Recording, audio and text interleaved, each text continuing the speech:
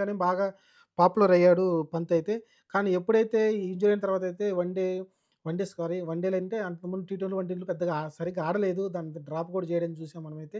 కానీ ఏదైతే ఈ ఇంజ్యూరీ తర్వాత బయటకొచ్చాడో ఈ టీ20లో అయితే అదరగొడుతున్నాడు. ప్రతి మ్యాచ్ కూడా తన నుంచి ఒక బెస్ట్ పెర్ఫార్మన్స్ అయితే వస్తుంది.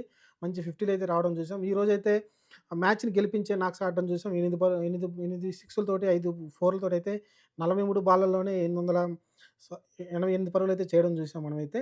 ఓవరాల్‌గా దీనిలో ఈ 88 పరుగుల్లో లాస్ట్ ఓవర్‌లోనే 31 పరుగులు చేశాడు రిషబ్ పంత్.